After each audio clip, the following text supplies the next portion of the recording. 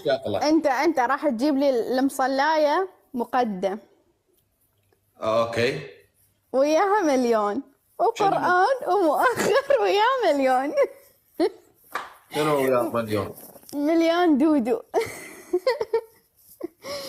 مليون دودو وياها قرآن أكيد لازم ضروري، والمؤخر مصلاية وياها مليون دودو أكيد.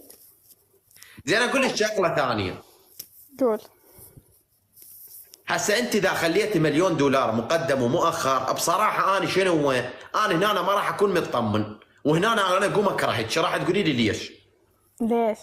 لان هنا انا راح افكر مليار بالمية انه انت ماخذتني مصلحه، يعني انت حطيتي هذا المبلغ على مود بعدين تتطلقين وانا اعطيك هذا المبلغ.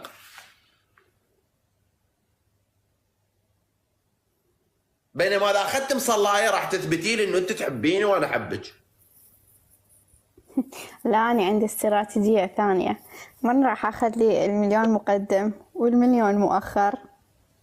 أنت هنا لحالك راح تتأدب، يعني أنت ما راح تفكر تخوني.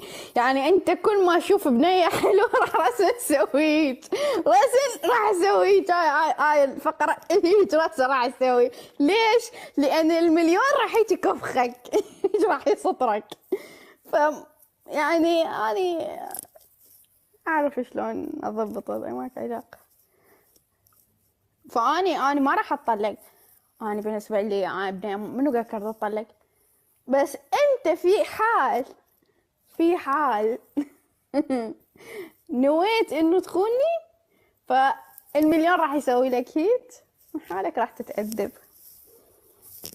فأنا مطمئنة على مستقبلي. يعني عندك اعتراض تقدر تقدم طلب. الو ازيك يا عم احمد؟ بقول لك ايه يا عم احمد، جدة رحمة توفت، وعلشان كده صار عندهم حادث، يعني ما تقدرش تحضر الفرح ولا تعمل حاجة. علشان كده انا هخبر الجمهور ان الحفلة اتلغت والخطوبة اتلغت، ونعملها فيما بعد. يعني ولو حد قال لك قول له نخابرك فيما بعد.